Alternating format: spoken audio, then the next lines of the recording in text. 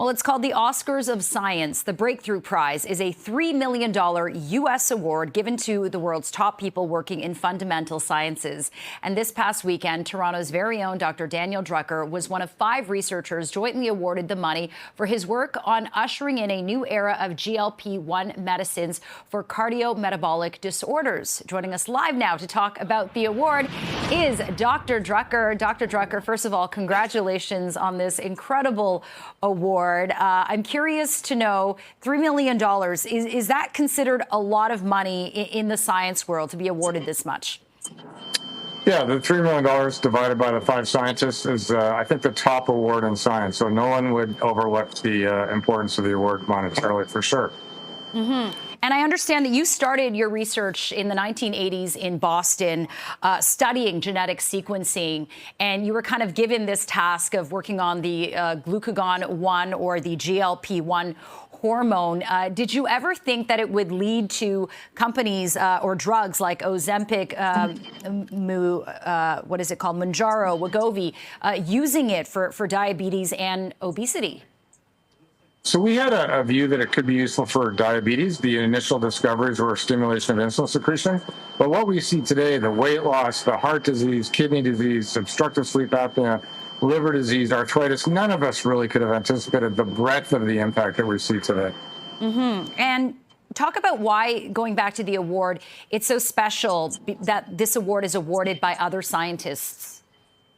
So I think it's important, anytime science gets called out as particularly important, I think that's a validation for the funders, for the people who've done the work, for the culture of a society. Right now, Canadians are questioning, what are our values? Go back 105 years to the discovery of insulin. We have led in basic science discovery. I think the GLP-1 story is another chapter in Canadians making important contributions. Mm-hmm. And I want to talk about, these drugs. We're seeing it kind of blow up from people using it as kind of a quick weight loss supplement in Hollywood. But there are people with heart disease and diabetes who really need this medication. And there seems to be kind of not really a shortage, but it's hard to get. It's expensive. So what are the kind of contentious issues around there? And do you see that resolving? So these issues and challenges will resolve. I think you're absolutely right. Drugs are not effective if they're too expensive and cannot be accessed. So we have more competition coming into the market over the next couple of years. We have more supply coming into the market, and we have more pressure to make the more drugs affordable. And I think so over time, we'll see this, challenge gradually resolve. But right now, I think you hit the nail on the head.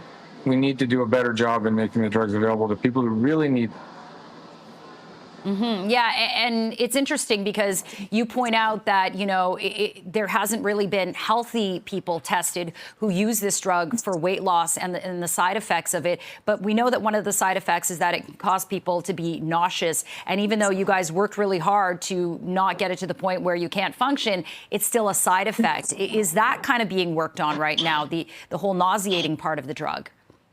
Yeah, there are people who are trying to co-formulate medicines to reduce the aversive responses or the nausea. I think it's important to point out, if you start at a low dose and you go very slow, there's a really good chance you'll avoid the nausea. So there's no reason to try to get to the highest dose in 3 or 4 months. Living with type 2 diabetes, living with obesity is a chronic health challenge. It took many people 5, 10, 15 years to get there. We don't need to fix the problem in 4 months. So going slow really helps with the side effects. Okay, well, I can't wait to see what other health issues this GLP-1 hormone might address in the future. I'm sure your research continues. But Dr. Daniel Drucker, congratulations on this coveted award. Thanks for joining us. Thanks very much for having me. Bye-bye now. Take care.